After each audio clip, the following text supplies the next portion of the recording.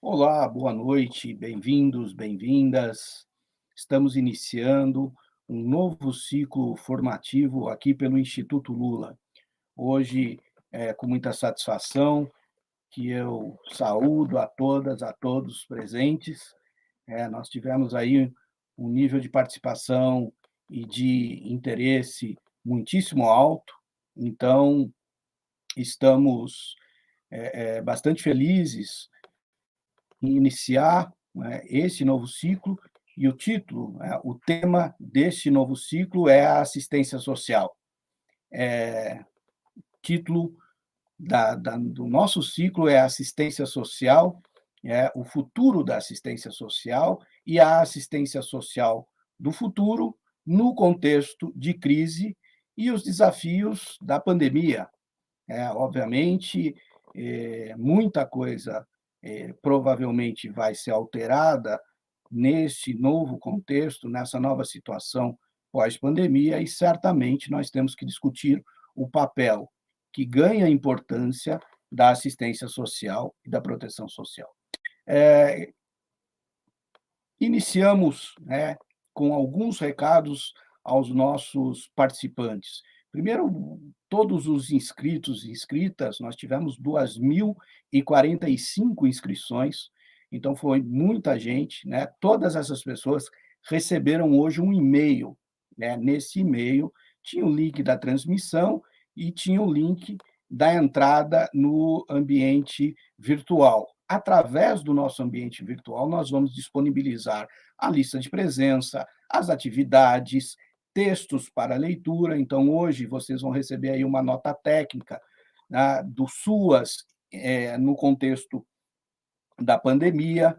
Vocês vão receber várias questões, várias possibilidades aí de debate e vão assinar a lista de presença. Então, é muito importante que cada um, cada uma entre no ambiente virtual, acesse o link lá enviado e possa se apresentar, saudar. Nós tivemos já um bom número de pessoas, cerca de 700 pessoas já entraram, né, mas ainda temos muita gente para entrar, então pedimos aí a todas, todos que iniciem a participação no ambiente virtual de aprendizagem, porque nós temos dois movimentos aqui, o movimento síncrono, que são essas transmissões todas as quintas-feiras, às 19h30, e o movimento assíncrono, né? Então, o nosso debate, a nossa troca de informações, ela continua no ambiente virtual de aprendizagem. Então, é importante que vocês acompanhem, porque muita informação vai ser disponibilizada pela nossa sala de aula, né?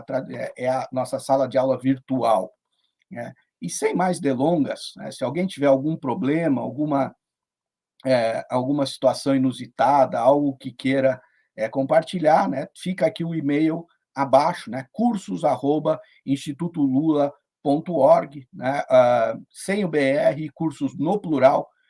Esse é o nosso e-mail para que alguém que tem alguma dúvida, que não recebeu no spam e que está inscrito no nosso ciclo de debates sobre o futuro da assistência social, que possa participar.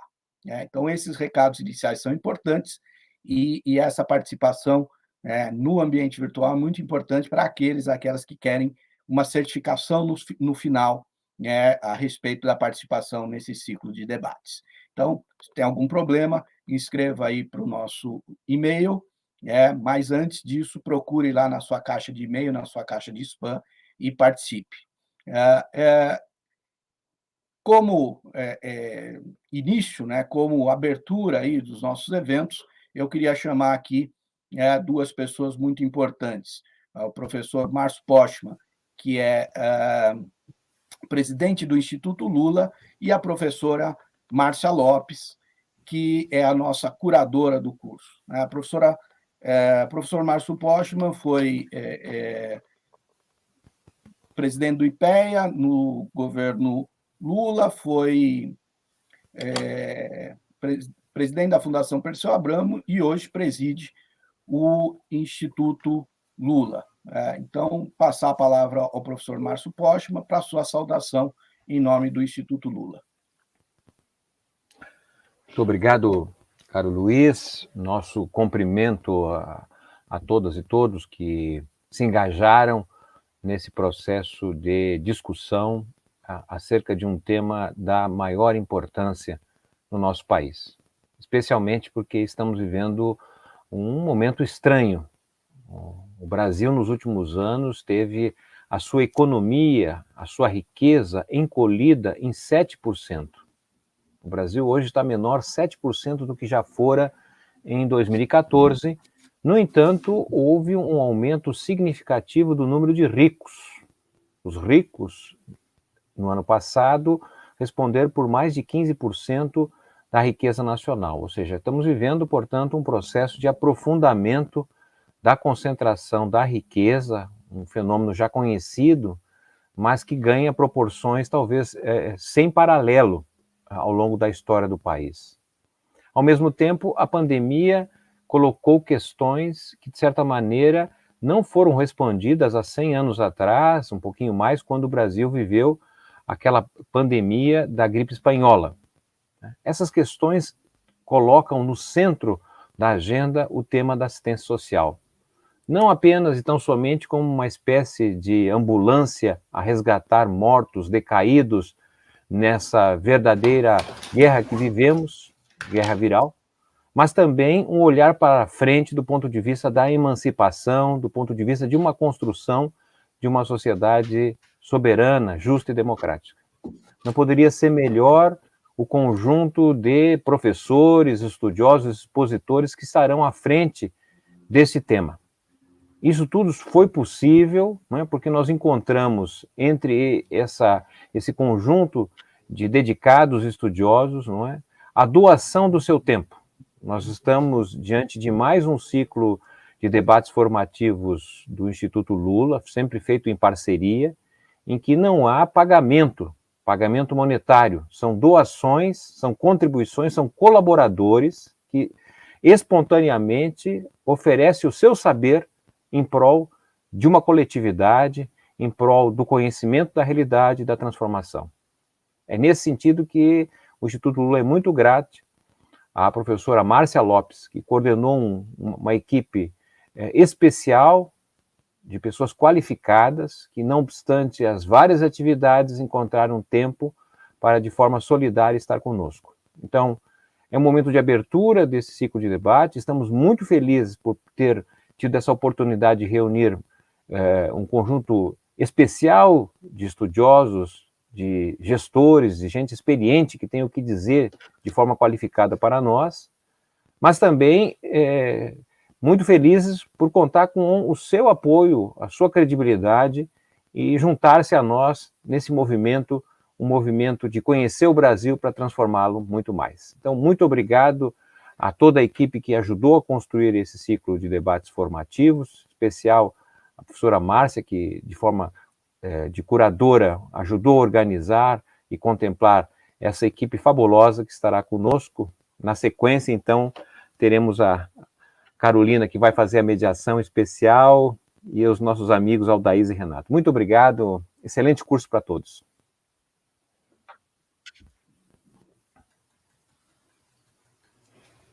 Luiz, o teu microfone. Eu e o meu microfone somos um caso especial de amor. Ele sempre me deixa na mão. Professor Marcos Postman, muito obrigado pela sua participação, pela sua abertura. Eu queria, todos aqui já no chat, dando uma saudação à professora Márcia Lopes. Eu queria só dizer algumas poucas palavras, que a professora Lopes, que é uma professora de assistência social, passou por várias instituições do governo Lula, foi também conselheira do BID e chegou ao Ministério do Desenvolvimento Social e Combate à Fome no governo Lula. E hoje, além da sua experiência, também é conselheira do Instituto Lula, né? Então, com muita satisfação, muito prazer, que eu passo a palavra à professora Márcia Lopes, que foi a grande organizadora, junto com uma excelente e grande equipe de trabalhadores, aí, de pensadores da área da assistência social, e montaram esse ciclo que hoje está se iniciando. Professora Márcia. Muito obrigada, Luiz. Obrigada por suas palavras, por sua acolhida e porque também, né, como estando na coordenação pedagógica dessa atividade, tem contribuído muito. Márcio Postman, grande companheiro, amigo, pensador, que está fazendo um belo trabalho à frente do Instituto Lula. Agradeço, né, o seu convite para a gente, enquanto um time, né, bastante decidido e ousado, poder enfrentar, né, mais esse desafio, né, de construir aqui, neste tema, né, o futuro da assistência social e assistência social do futuro, contexto de crise e desafios pós-pandemia, construir, então, esses 9 temas que, a partir de hoje até 5 de agosto, todas as quintas-feiras, né, estaremos aqui. Cumprimentar nesta noite a minha querida professora, companheira, militante, Aldaís Sposati, o meu também querido companheiro, amigo, militante, Renato de Paula, e também, né, a nossa grande companheira, amiga militante, Carolina Gabas Stuck. E junto com vocês, que vão abrilhantar esta primeira noite de debate, não é, com um tema tão importante, sobre Estado, proteção social e assistência social, nós teremos, de fato, 9 grandes encontros,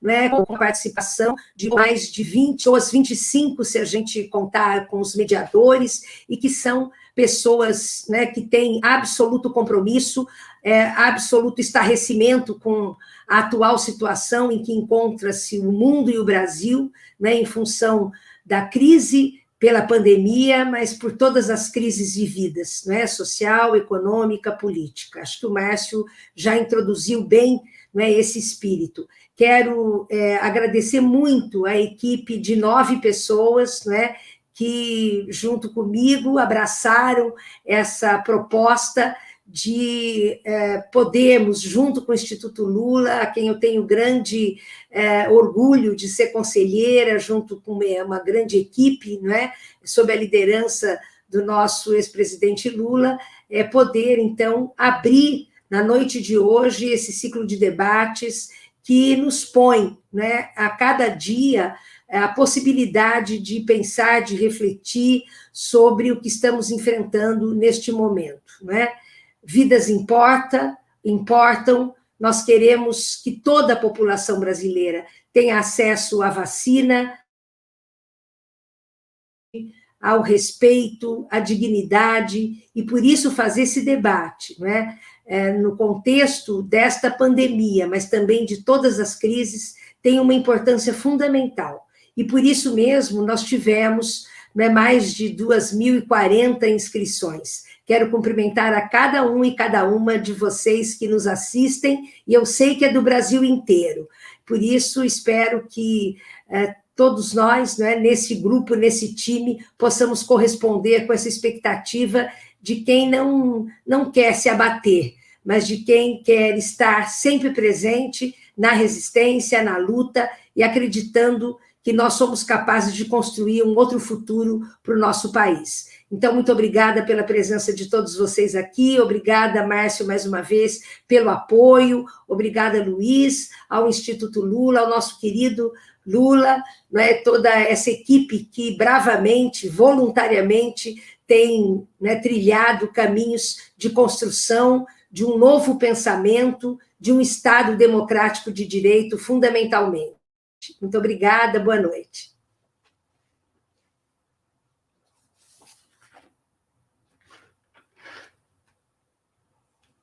Obrigado a Márcia Lopes, ao professor Márcio Postman. Esses momentos iniciais são importantes, né?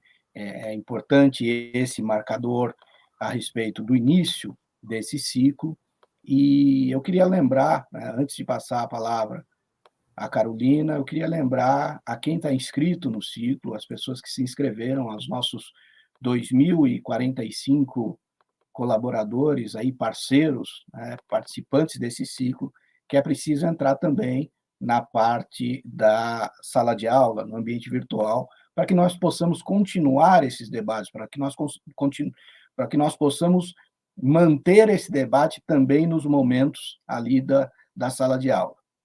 Então, vale a pena aí, quem ainda não viu o e-mail e não teve tempo de entrar, pode se ambientar essa semana, porque tem muita coisa interessante sendo colocada por lá. Sem mais delongas, agradecendo aí a participação do professor Márcio Postman e da professora Márcia Lopes, eu queria trazer aqui a Carolina Stuck. Obrigado por aceitar o nosso convite em mediar essa primeira mesa, e queria te passar a palavra, Carolina, para você conduzir esse debate e essa primeira atividade do nosso ciclo de debate sobre o futuro da assistência social e a assistência social do futuro no contexto de crise e os desafios pós-pandemia. Bom debate a todos nós. Muito obrigado, Carolina, a palavra é sua. Muito obrigada, Luiz. Boa noite a todas, todos e todos que estão aqui participando desse evento hoje. Queria agradecer imensamente o convite, né, do Instituto Lula, agradecer a Márcia Lopes e ao Luiz, né, nossa querida ex-ministra Márcia Lopes, sempre nossa ministra, esperamos que futura ministra, quem sabe. É um prazer enorme mediar, uma responsabilidade enorme também mediar essa primeira mesa desse ciclo de debates sobre o futuro da assistência social, e é um prazer e uma responsabilidade, porque o tema é extremamente relevante, né, tratar do papel do Estado, no momento em que a gente vive um projeto político que tem como intenção o desmonte do Estado, o desmonte das políticas públicas e a retirada de direitos da população, é extremamente importante retomar a discussão sobre o Estado, retomar a discussão sobre o Pacto Constituinte de 1988, o modelo de Estado que nós temos ali na nossa Constituição, um modelo pautado na dignidade da pessoa humana, né, uma Constituição que prevê a assistência social como um dever a ser prestado pelo Estado, com responsabilidade estatal, e que prevê a assistência social como um direito fundamental previsto ali no artigo 6º e regulamentado nos artigos 203 e 204 da Constituição Federal. E também é muito especial esse momento e uma responsabilidade enorme estar aqui, né, hoje para essa nossa conversa, para essa aula, com os professores, com a professora Aldaísa Sposati, que é para a gente, para todos nós da área da assistência social, uma enorme referência, e com o Renato Francisco dos Santos Paula, né, os dois vão conversar com a gente aqui hoje, os dois também com uma enorme experiência acadêmica, professores, mas também combinando aí com importantes experiências na gestão pública. Então, para a gente não perder muito tempo, vocês não vieram para me ouvir, vieram para ouvi-los, né, a gente combinou aqui que o professor Renato começa e em seguida a gente ouve a professora Aldaísa, né, então eu vou apresentar primeiramente um pouquinho do histórico aqui do currículo do Renato e passo a palavra. O combinado que a gente fez é que cada um dos dois tem, nessa primeira rodada, entre 25 e 30 minutos, eu posso avisá-los aqui, né, combinar de avisá-los no nosso chat aqui, para vocês terem uma ideia de quanto tempo já foi.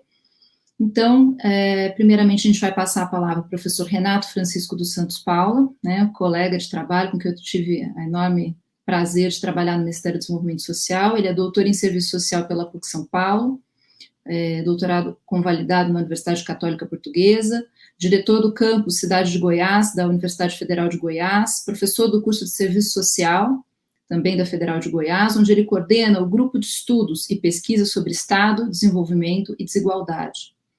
Foi assessor e coordenador geral na Secretaria Nacional de Assistência Social, no MDS, de 2005 a 2012, vice-presidente do Conselho Nacional de Assistência Social, do CNAS, entre 2010 e 2012. Né? Possui aí inúmeros trabalhos e publicações sobre o tema que a gente vai discutir aqui hoje. Então, Renato, com você aí a palavra. Se precisar que eu controle alguma outra coisa, você me avisa aqui. Ok, Carolina, obrigado e muito boa noite. Obrigado pela acolhida. Boa noite, a minha companheira de mesa, a professora Aldaísa Sposati. Prazer compartilhar esse momento contigo. Eu quero também cumprimentar aqui os organizadores, né, dessa atividade. Em primeiro lugar, os companheiros do Instituto Lula, né, na pessoa do nosso presidente do Instituto, o professor Márcio Postman, né, o Luiz e a toda a equipe. E cumprimentar a nossa curadora desse ciclo de debates, né, a professora Márcia Lopes, nossa ex-ministra, e agradecer pela oportunidade, não só de estar aqui hoje, para poder dialogar com vocês a respeito do tema desse primeiro encontro do ciclo de debates, mas também a oportunidade de ter podido fazer parte desse G9 que a Márcia anunciou aí na fala dela, né, que foram as pessoas que trabalharam em cima da proposta, né. Foi um desafio, mas ao mesmo tempo foi um grande prazer trabalhar para que a gente tivesse a oportunidade de estar aqui hoje. Bom, o tema que a gente vai discutir hoje, o tema que está proposto para essa mesa, é um tema muito desafiador, e a própria proposta do ciclo de debates, ela é uma proposta muito desafiadora, né? A professora Márcia Lopes me lembrava o tempo todo a questão da heterogeneidade do nosso público, né? Já foi dito aqui, nós temos mais de 2.000 pessoas inscritas nessa atividade. No chat agora, a gente tem aí quase 500 pessoas nos assistindo ao vivo, simultaneamente, e são pessoas dos mais diversos lugares do Brasil, das mais diversas formações, e dos mais diversos interesses nesse debate, né? E isso torna a nossa missão aqui, minha e da professora Daísa, uma missão bastante difícil, né, de dialogar com um público tão heterogêneo, né, e que, de alguma forma, a gente tem a responsabilidade de conseguir se comunicar com esse público tão heterogêneo, né, que tem interesses dos mais variados na temática. Então, o que nós vamos tentar fazer aqui vai ser uma tentativa mesmo, não sei se vamos conseguir, mas uma tentativa de abrir o ciclo com o tema Estado, Proteção Social e Assistência Social, dando aí um pouco da ideia, da perspectiva de assistência social que a gente entende, que a gente defende, né? Começando pela discussão, evidentemente, de Estado, né? Porque sem isso, a gente não consegue convergir para um entendimento de assistência social como política de direito, né, do cidadão e dever do Estado, como a maioria de vocês já devem saber, né?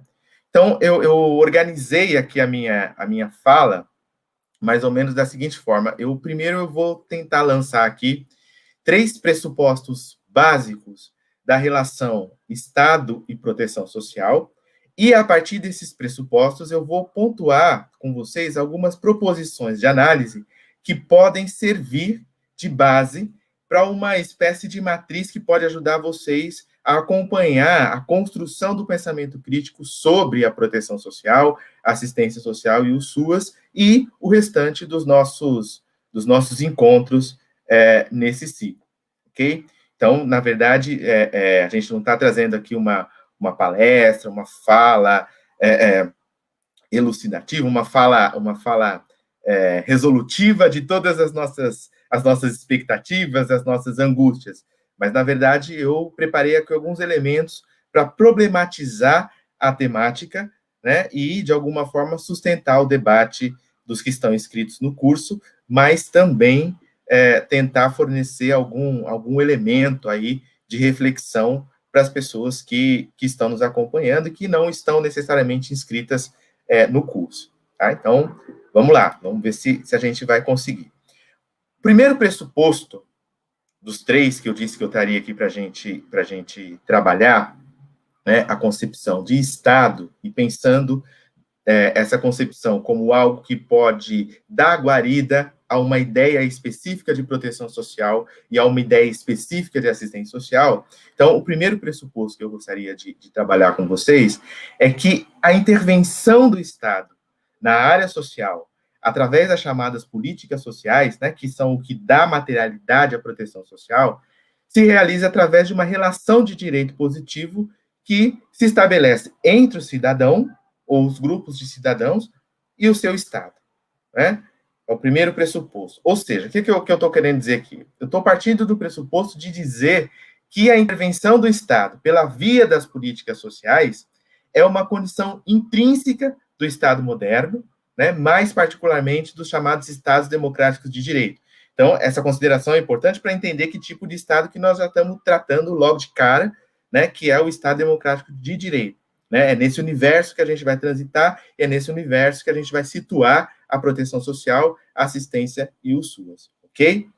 Então, vamos lá. Essa condição, quer dizer, a condição dessa relação, né, entre a política social como direito, essa condição ela vai ser uma parte constitutiva do padrão de direitos que cada país e cada nação vai estabelecer. Né? E como que isso acontece?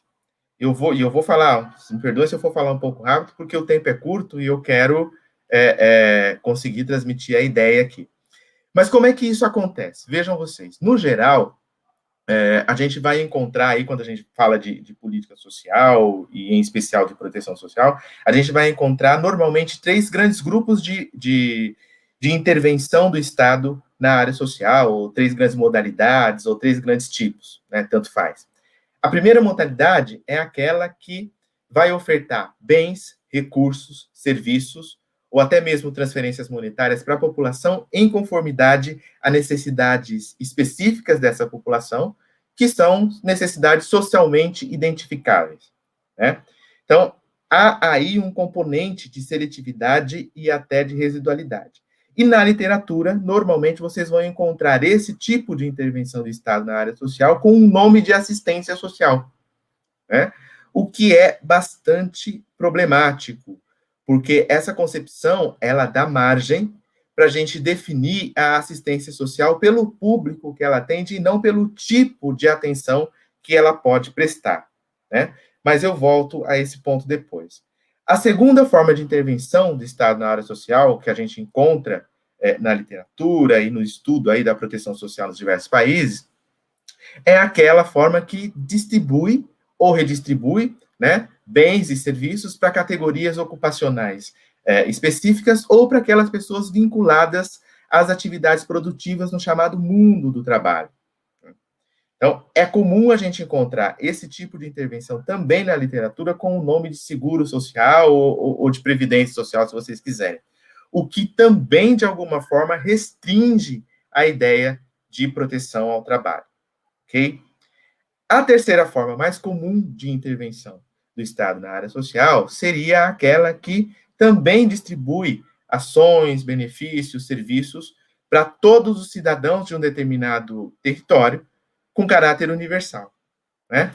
Essa modalidade ela é interessante porque ela pode até incluir as outras duas que eu falei anteriormente, né? Porque ela estaria ancorada numa lógica universal de cidadania. E essa modalidade, normalmente, ela é chamada ou de seguridade social, ou, a depender da amplitude que ela tenha, ela pode ser chamada também de proteção social. Né? Então, veja, todas essas modalidades, elas existem como parte constitutiva da estrutura jurídico-política dos chamados Estados democráticos de direito. Ok? Então, esse é o primeiro pressuposto aqui da nossa conversa aqui, a primeira pulguinha atrás da orelha que eu queria colocar para a gente iniciar nosso debate. O segundo pressuposto é o seguinte, a ideia de que a concepção de cidadania que marca a emergência dos estados modernos e permanece nos estados contemporâneos, ela é parte constitutiva desses estados, né? Uma vez que esse tipo de estado, ele se forma a partir de uma estrutura jurídico-política onde a cidadania é entendida como a possibilidade do indivíduo usufruir de determinados direitos. Né? Bom, ficou difícil, então tentar traduzir isso de maneira mais professoral. O que nós estamos falando aqui é de uma ruptura, né? Esse segundo pressuposto, né, trata de uma ruptura tanto institucional quanto histórica da antiga e clássica e conservadora noção de que a área social é a área por excelência do pobre, do desvalido, do coitado, do desassistido, do inferior, do subalterno. Quer dizer, nós estamos falando aqui de uma ruptura dessa lógica que circunscreve, né, as pessoas a partir dessas características que lhes são atribuídas, né, o pobre, é o coitado, é o desassistido, é o inferior, é o subalterno, né, como sendo objeto da área social. Então, nós estamos tratando de uma ruptura deste campo para o campo do direito, portanto, do campo do sujeito de direito. E é esse sujeito de direito que a gente vai tratar quando a gente está falando aqui de assistência social e de proteção social na perspectiva do SUAS e na perspectiva que está consignada na Constituição Federal de 88, como a professora Carolina já anunciou na sua fala, né? Então, esse segundo pressuposto é fundamental para a nossa reflexão, porque esse trânsito de cidadania, ele pode e deve, e ele vai influenciar no formato que o Estado vai ter nas diferentes conjunturas, né? Então, veja, vai se formando aqui, estou tentando trabalhar um raciocínio com vocês, que vai formando aqui a ideia, né, de um desenho de Estado. O terceiro pressuposto seria o seguinte: olha só, a proteção social, mesmo gozando de um estatuto jurídico e consignada em forma de política pública, né, e de política social, ela não deixa de ter uma dimensão contraditória que precisa ser compreendida na sua totalidade, na sua integralidade, né?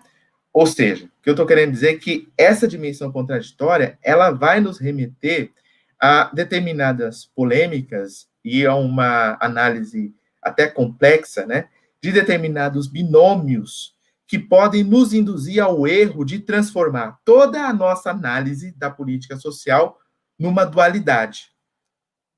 Explicar melhor o que eu estou querendo dizer. É quando a gente se opõe, a gente coloca em oposição e polariza, por exemplo, Estado e sociedade, público e privado, indivíduo e comunidade, política econômica e política social, assistência social e trabalho, assistência social, previdência e assim por diante, né? Então, eu estou chamando a atenção aqui nesse terceiro pressuposto para que a gente não caia nessa armadilha.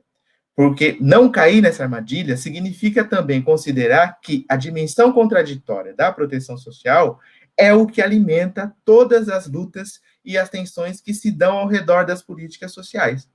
Políticas sociais que são, de acordo com o nosso entendimento, espaços permanentes de tensão, de conflito e de disputa na sociedade, né? Não são um espaço já dado de uma perenidade, de uma possível harmonia, né? E aí vocês podem até me perguntar, falar, bom, professor, então o senhor está dizendo que se há essa contradição e se há esse movimento de tensão, então a política social ela vai estar em constante transformação e nós não vamos ter, então, uma estabilidade, nós nunca vamos ter uma estabilidade para propor e implementar uma política social. Então, é isso que o senhor está dizendo que tem acontecido com o SUAS, por exemplo, do ponto de vista da disputa que se dá com o SUAS e do desmonte que ele vem sofrendo? Bom, eu diria para vocês o seguinte, que é justamente aí, nesse espaço, né, nesse entendimento desse conflito, que entra o entendimento que nós devemos ter sobre o Estado e que tipo de Estado nós queremos e temos capacidade de construir.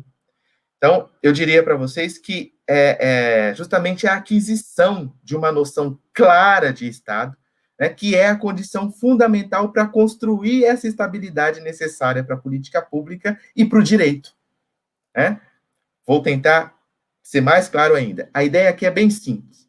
A ideia aqui é tentar reduzir, dentro da razoabilidade possível, aquela autonomia relativa que cada governo tem de alterar aquilo que passou a fazer parte da estrutura do Estado a partir das lutas sociais.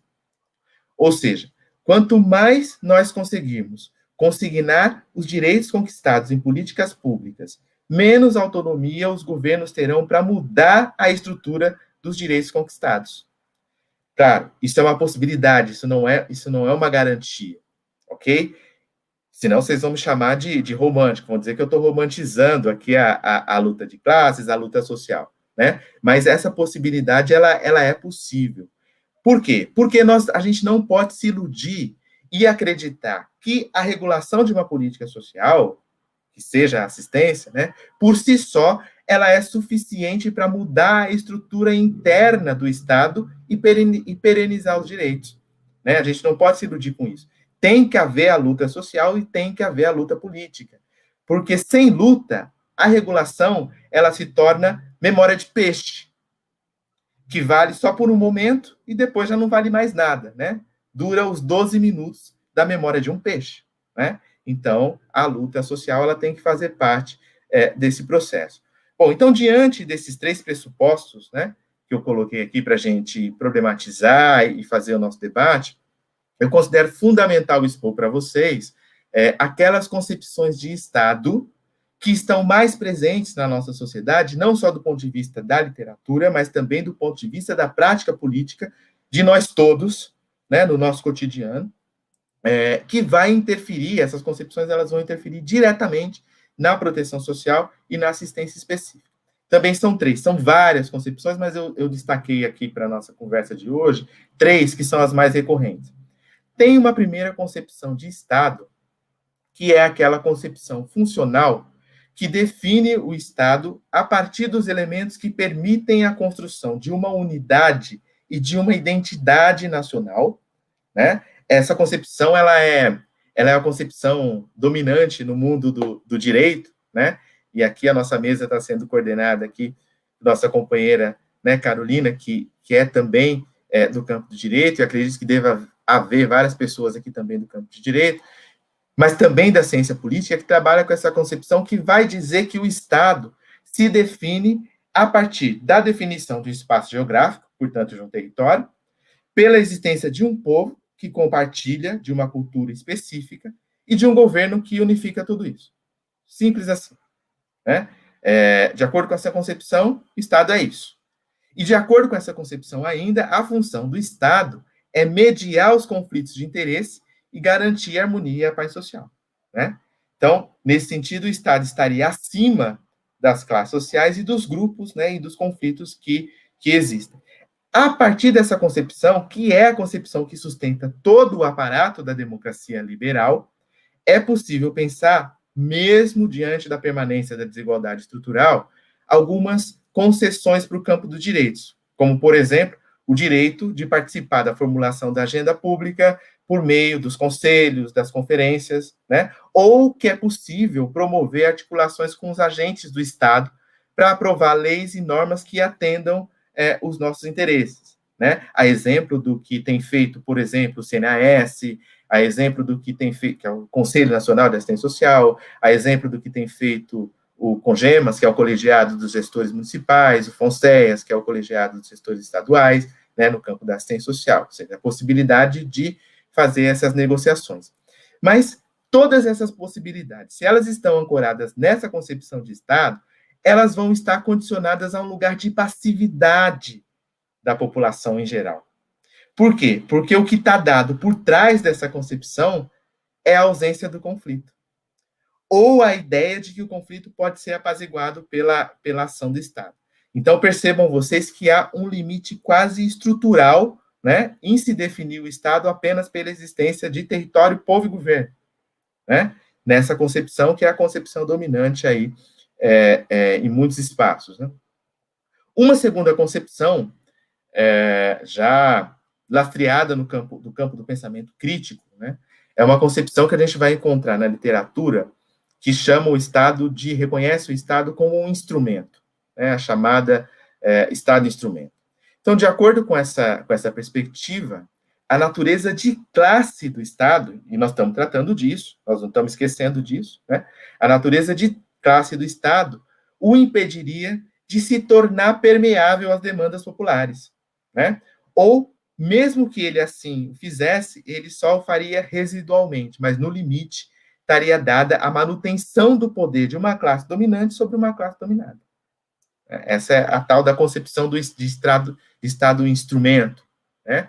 Essa perspectiva ela é interessante Porque, de um lado, ela vai permitir que a gente compreenda a dimensão contraditória da política social e os limites da política social na sociedade de classes, mas, ao mesmo tempo, ela é complicada porque ela desestimula e desincentiva qualquer possibilidade de luta social ou qualquer tipo de movimentação que possa haver no interior do Estado, né, no atendimento dos interesses das classes populares. Quer dizer, é uma concepção que contribui para identificar a natureza da política social, mas ela não contribui para prospectar um movimento no processo de aquisição dos direitos, né? Eu não sei se vocês estão conseguindo aí acompanhar a elaboração do raciocínio, mas a ideia é mais ou menos essa, né? Uma concepção que, ela, no limite, ela não permite o movimento dialético que existe na sociedade, né? Uma terceira concepção aqui, para ser breve e avançar na nossa conversa, no meu entendimento, a que me parece mais adequada dessas duas que eu trouxe aqui, mas que ela também é presente, tanto na literatura quanto na nossa prática política, né? E eu acredito que é a concepção que permite, inclusive, sustentar a noção de assistência e de proteção social que a gente tem, né?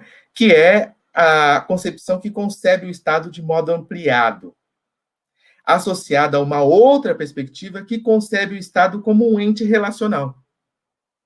Ou seja, o Estado aqui, e me permitam parafrasear aqui um trecho de um texto muito interessante, de uma professora conhecida da gente, professora Potiara Pereira, e esse texto a Potiara escreve esse trecho que eu vou ler para vocês aqui agora, no prefácio do meu livro sobre o Estado, né? E ela vai dizer o seguinte, que esse entendimento do Estado nos permite entender, né, o Estado no seu sentido integral, relacional e dinâmico, entendido como sociedade política, mais sociedade civil, como disse o Gramsci, né, e cujo poder, como nos diz o Poulantzas, constitui uma condensação de forças que operam contraditoriamente dentro e fora do aparelho estatal, né? Ou seja, nós estamos tratando de um Estado, como nos ensina o professor Bob Gishop, né, que engloba muitas participações. Aí nós estamos falando de instituições, organizações, forças sociais, atividades reguladas socialmente, selecionadas de maneira estratégica e organizadas em torno de tomadas de decisão que são vinculantes, né? Então, é desse Estado que nós estamos falando, né? É dessa concepção de Estado, que se a gente utilizar essa concepção de Estado, vai ser possível, sem perder a crítica da dimensão classista do Estado, vai ser possível pensar o direito social também como um instrumento da luta social na perspectiva da cidadania, né? E não apenas como o Estado como um aparelho de manutenção do status quo da desigualdade, né?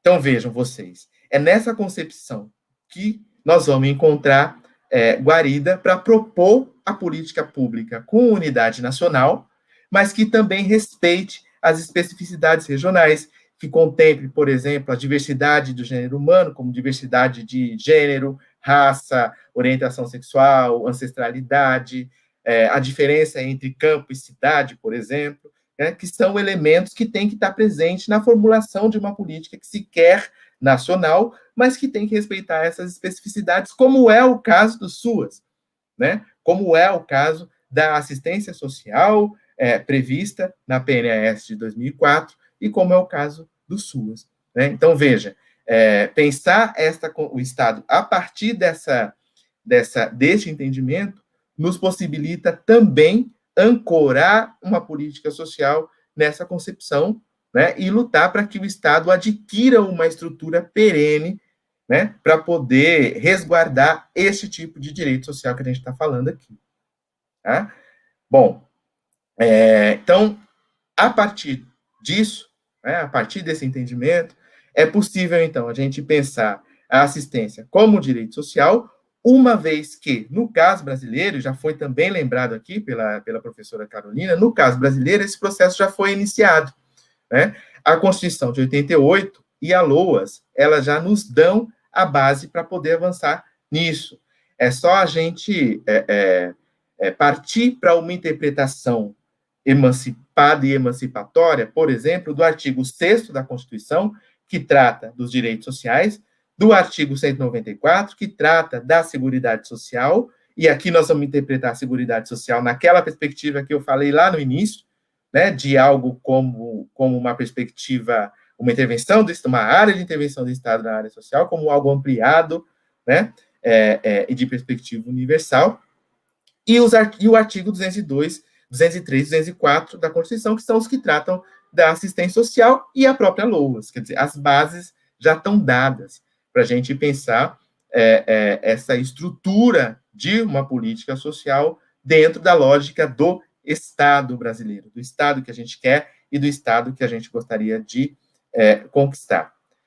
Para finalizar, que o meu tempo já está acabando, eu queria finalizar, então, trazendo, como eu anunciei lá no início aqui, 4 proposições de análise para a gente pensar a construção de uma agenda propositiva para assistência social no futuro, que é o tema do ciclo, né? E, com certeza, as outras mesas que virão, as outras 8 mesas que virão, né, nesse projeto, vão ter oportunidade de também aprofundar isso, né? Uma primeira proposição que eu queria colocar aqui para a gente pensar uma agenda é entender que o conceito de cidadania aplicado à política social, em especial assistência, ainda é um processo em construção no Brasil. Ou seja, o que eu estou querendo dizer é bem simples, e agora quem não entendeu vai entender bem o que eu estou dizendo. Está em disputa neste país o conceito de cidadania, está em disputa o conceito do que é ser cidadão no Brasil, né? Porque até então, até antes da conjuntura do golpe de 2016, né, nós tínhamos um entendimento sobre o que é ser cidadão no Brasil, e a gente achava que esse entendimento estava pacificado, né? E agora a gente está vendo que não está, né? Então, nós estamos disputando o conceito do que é ser cidadão, quando a extrema-direita que tomou conta do país, né, deu um novo significado para o que eles chamam cidadão de bem. Veja, então nós estamos falando aqui de construir política numa perspectiva de cidadania, mas nós temos que disputar o que é cidadania, né? Porque essa gente conseguiu sequestrar não só os símbolos nacionais, né, como o verde e amarelo e a bandeira, etc., mas conseguiu sequestrar também e ressignificar para pior o sentido do que é ser cidadão. Então, esse é um primeiro elemento fundamental para a gente discutir e avançar, para reconstruir e recolocar a assistência social e o SUAS no lugar que ela merece, diante dessa conjuntura que vem desmontando e destruindo isso. Uma segunda proposição, para a gente pensar a agenda, né, é que a gente tem que avançar e esclarecer a relação que existe, né, uma relação de atração e repulsa ao mesmo tempo, né, simultânea, entre a proteção social não contributiva e a proteção social contributiva. Falando aqui para quem não é da área, traduzindo para quem não é da área, né, nós precisamos avançar na relação simultânea de atração e repulsa que existe entre assistência social e trabalho, por exemplo, né? Porque ainda é algo para ser enfrentado, né? Um exemplo aqui para ficar claro o que eu estou dizendo, né? A nossa audiência, quem está nos assistindo aqui, quem está inscrito no ciclo de debate, que está na área da assistência social, sabe, por exemplo, a dificuldade que muitos beneficiários do BPC têm de entender que não estão aposentados, por exemplo, né? Então, há aí uma ética, né, do trabalho permeando e emperrando a construção da assistência social, também na perspectiva de um direito social que pode fazer parte ineliminável da estrutura do Estado. Então, essa é uma segunda proposição que eu quero colocar aqui para o nosso debate, para a gente avançar. Uma terceira proposição, a terceira e a quarta proposição, elas estão relacionadas, né? Para eu avançando aqui pelo fim, que meu tempo já tá se esgotando.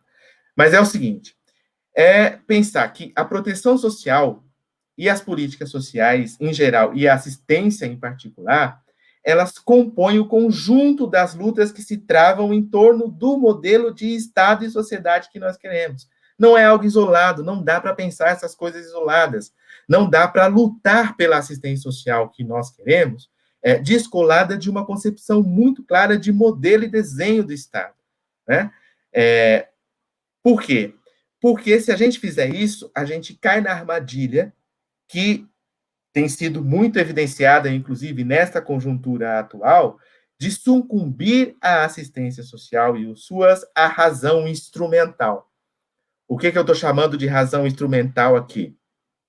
É aquela perspectiva que vai dizer para a gente que a assistência social está circunscrita a preencher cadastro, a fazer relatório e identificar o mais pobre dentre o mais pobre, dentre o mais pobre dos pobres, para dar conta da seletividade. E todo o resto, as outras políticas dão conta, e a assistência cabe esse papel aí de ser o braço instrumental. Essa razão instrumental, né, ela foi evidenciada, e aí eu entro aqui na quarta e última proposição, ela foi evidenciada nessa conjuntura que nós estamos, a partir do debate, por exemplo, do auxílio emergencial e de como esse auxílio emergencial, no contexto da pandemia, pode ser, as pessoas vão poder acessá-lo, né? Isso ficou evidenciado, né? O que não ficou evidenciado foi a necessidade estrutural e política da assistência social enquanto política pública. Ou seja, não ficou demonstrado o suficiente, né, a ideia de que um Estado democrático de direito não pode prescindir da proteção social em todas as suas modalidades, né? Portanto, esse é um desafio essencial que nós temos pela frente, né, para avançar. Para concluir, eu queria dizer o seguinte: eu não trouxe aqui, e vocês vão ter oportunidade de debater isso e discutir isso nas outras mesas, mas eu não trouxe uma análise específica sobre o desmonte do SUAS, o desmonte da proteção social e do conjunto de direitos que vem sendo feito neste momento de retração de direitos e de existência de um governo com traços neofascistas, né? E que, por ter traços neofascistas, a proteção social não está contemplada como parte da estrutura do Estado. Eu não trouxe esses elementos aqui, até porque vocês vão ter oportunidade de discutir essas questões conjunturais mais em outras mesas, mas, ao mesmo tempo, também, a professora Aldaísa, sempre com o seu brilhantismo maravilhoso, que nos contempla, né, com o conhecimento que ela compartilha, vai ter oportunidade de trazer aqui alguns elementos que vão induzir, ou pelo menos nos provocar para essa reflexão também, né? Embora esses elementos eles estiveram presentes, mas de maneira lateral, na minha análise aqui, né? Mas a gente vai ter oportunidade de aprofundar isso em outros momentos. O que eu quis fazer foi problematizar mesmo, né? Problematizar a partir do tema da nossa mesa e da missão que me foi dada, né? Que é discutir a concepção de Estado, discutir as problemáticas teóricas e práticas acerca do Estado, para que a gente entenda definitivamente que não dá para defender a assistência social desvinculada de um projeto de Estado, de sociedade que a gente gostaria de ter e que a gente precisa ter num país como o Brasil, né? O que o Brasil merece, de fato.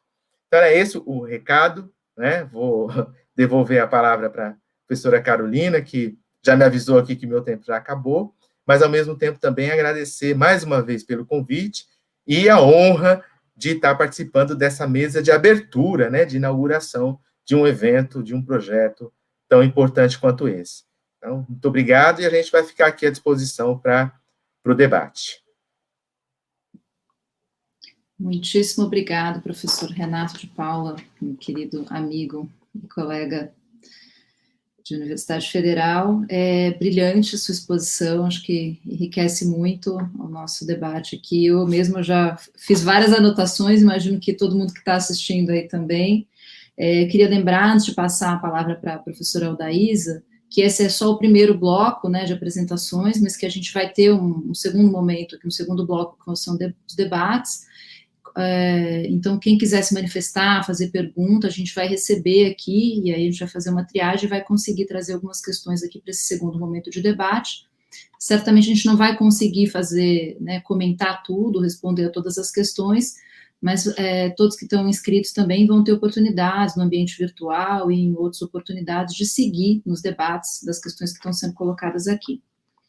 Então, queria passar a palavra para a professora Aldaísa Sposati. Eu vou ler o currículo, né, um pouquinho do currículo dela aqui, mas é muito desafiador, é uma responsabilidade muito grande apresentar a professora Aldaísa, né, pelo significado que ela tem para mim, e eu acredito que eu vou falar das milhares de pessoas que estão inscritas aqui, porque a gente está com 2.000, né, o significado que tem a trajetória, né, sua trajetória, professora Aldaísa, né, seja como trajetória, como militância, seja como produção de pensamento, seja como formulação, concepção dessa política.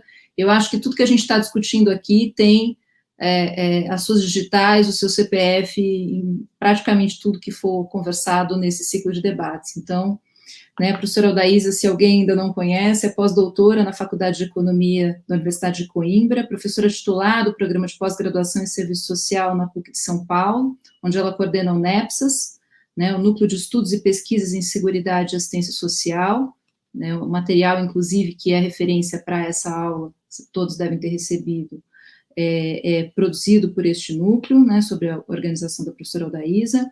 Ela é membro da direção da Associação Rede Brasileira de Renda Básica, da Frente Parlamentar Mista em Defesa da Renda Básica, foi secretária municipal das administrações regionais na gestão Luiz Erundina, secretária municipal de assistência social na gestão Marta Suplicy, membro do Conselho da Cidade de São Paulo na gestão Fernando Haddad, e autora de inúmeros trabalhos, publicações, pareceres, consultorias nacionais e internacionais. Então, professora Aldaísa, a palavra é sua, com muita honra para todos nós aqui.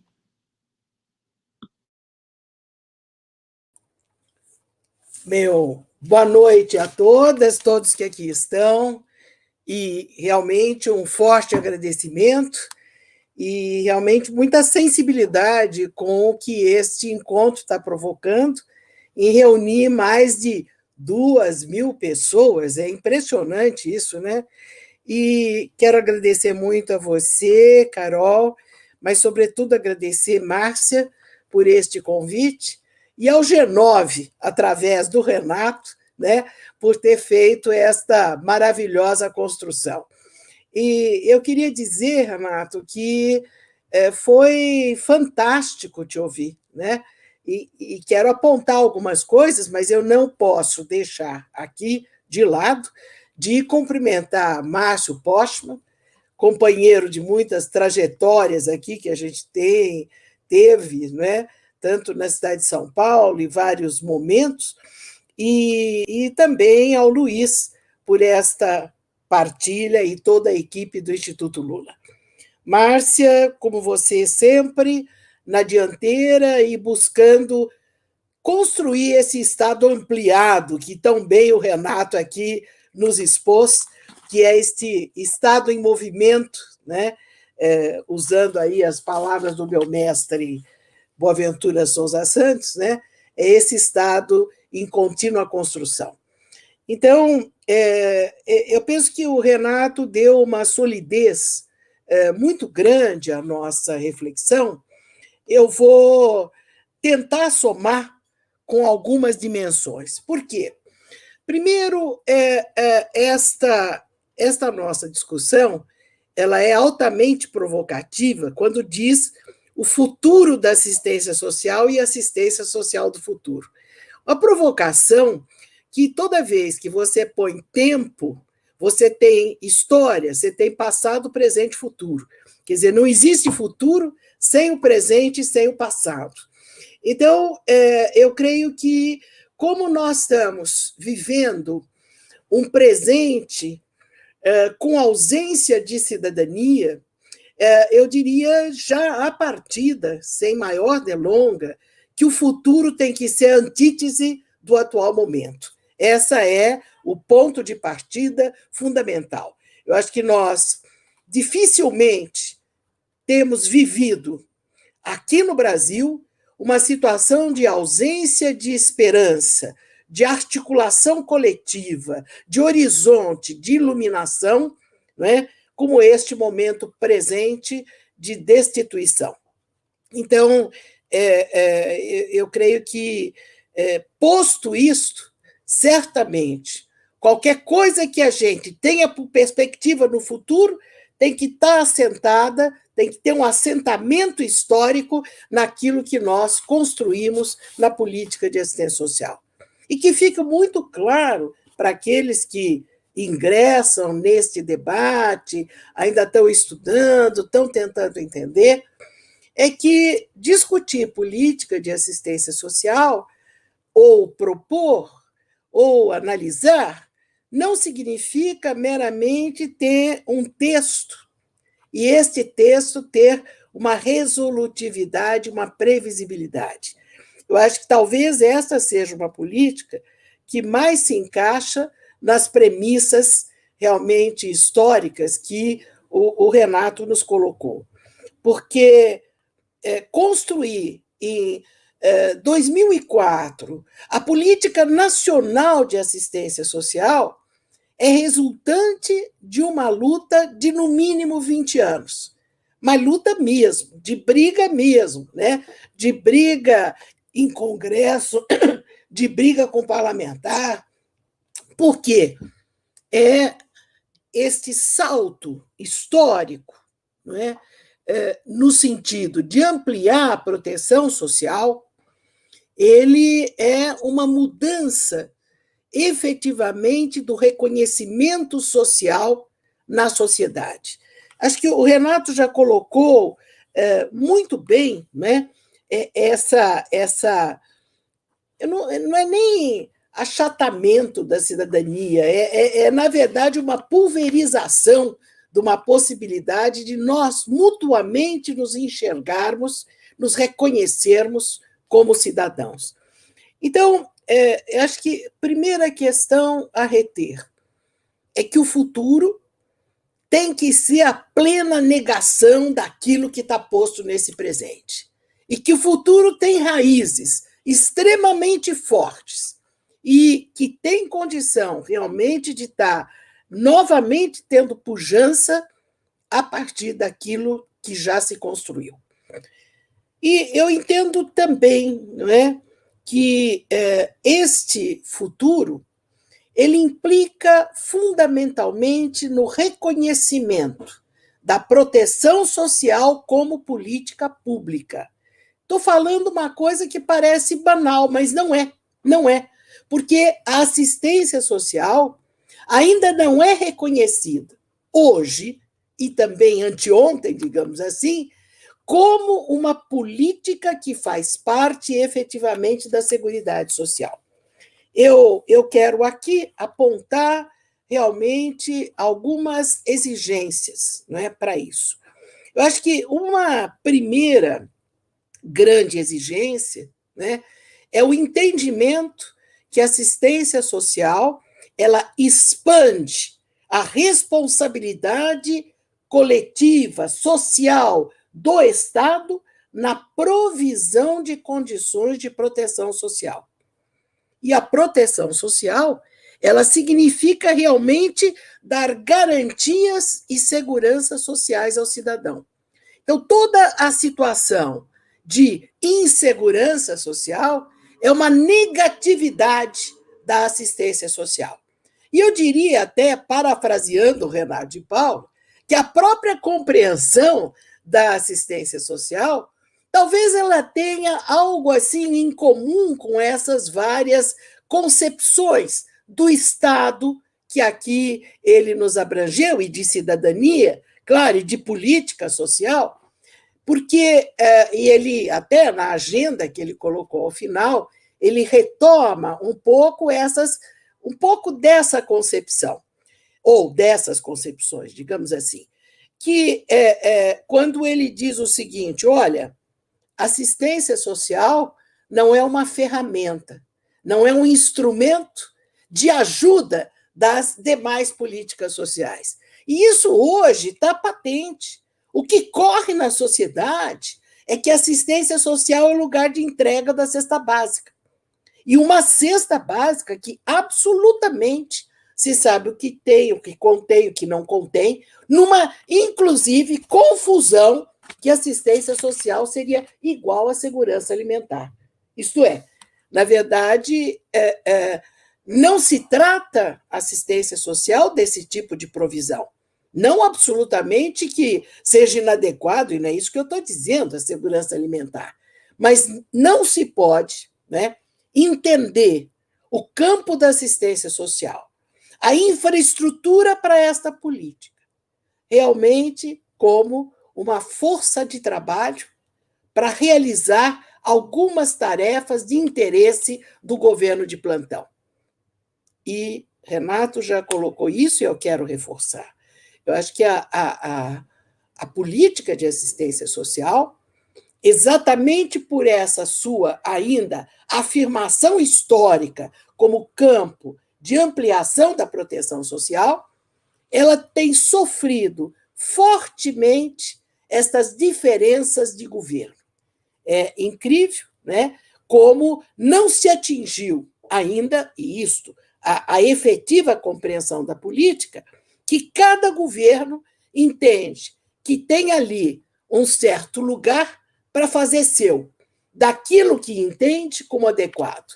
Então, eu acho que o que se tem aí da prática em Santa Catarina, em que a esposa do prefeito definiu que CRAS é lugar de entregar a cesta básica, e ponto final. Quer dizer, não há absolutamente um respeito ao cidadão, ao trabalhador, àquilo que foi realmente objeto de construção.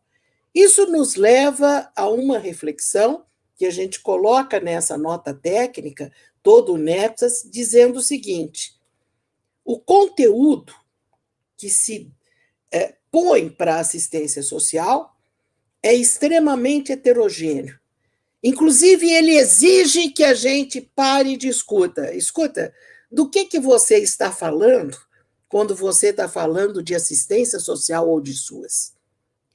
Então, eu acho que essa é uma questão principal, é uma questão que ela age diretamente no interior dos partidos políticos, porque existe, inclusive, uma discriminação em relação à assistência social, confundindo-a como uma tutela, e não como uma proteção social na direção, realmente, de ampliar a proteção.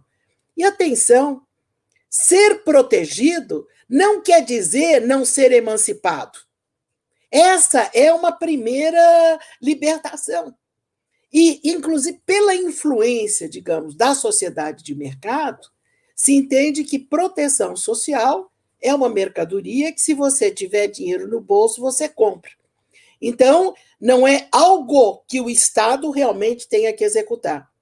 Então, vimos aqui, não é a questão de comprar balão de oxigênio, é de ter realmente o acesso e a oferta para isso.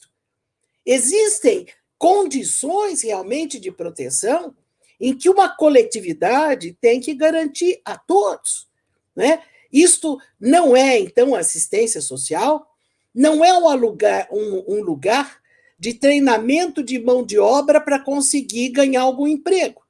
Isso é de uma política econômica, isto é de uma política do trabalho. Mas, na verdade, a assistência social é a política que tem que cuidar das desproteções sociais. É uma presença da proteção social no cotidiano das pessoas, das famílias, do coletivo, num dado território. É genérica também, mas ela se localiza a partir de condições objetivas e concretas. Por isso, ela inclusive se estrutura com centros de referência que são territorializados, que respondem, ou deveriam responder, pelo conjunto das condições daquele coletivo, no sentido de indicar quais as principais desproteções sociais que ali tem. E, neste tipo de governo, que, na verdade, não importa que as pessoas morram, não importa a vida humana, é evidente que o espaço, né, para uma política de proteção social é o espaço do derretimento, né? Então, derretimento esse, e aí que é extremamente importante também, porque quando o Renato nos aborda a questão do Estado, da cidadania, é que nós temos também uma organização estatal de federação, né?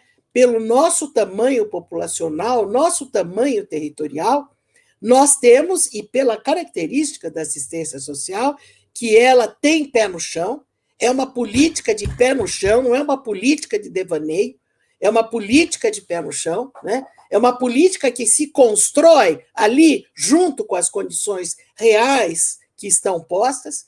Então, neste caso, é preciso que os entes federativos, de fato, tenham uma relação de responsabilidade, de financiamento, de objetivos, de metas. Tanto que a assistência social, ela desenvolveu, né, em todo o seu processo, os planos, até planos decenais, né, no sentido de construir no tempo uma outra condição, né, de dar o tempo para que haja o amadurecimento e a construção dessa condição. Todavia, né, eu acho que nós temos e nós lidamos com aquilo que eu chamamos uma leitura superficial, né? Não, a assistência social é aquela que cuida realmente do pobre, dos mais pobres, e criando, inclusive, ferramentas de seletividade, que são, aquilo que o Renato já falou, a antítese da proteção social, a antítese do conceito de um Estado universal. Por isso, né, até lembrou muito bem aqui a Carol, eu estou na Associação Brasileira de Renda Básica, porque eu entendo, inclusive, que a direção dessa universalidade não é mais uma transferência insignificante e condicionada de renda. Ela é realmente uma condição de cidadania de ter uma condição de uma renda básica. Quer dizer, é insustentável nós continuarmos a ter um tratamento tão diferenciado pelo esse mesmo Estado, a depender da condição de vida das pessoas. Então, eu creio que esse sentido, que a proteção social, ela nos leva para um campo de dignidade, não é para um campo de mitigação. Então, este olhar da assistência social como lugar de mitigação, seja da cesta básica, do kit isso, kit aquilo outro, de uma materialidade.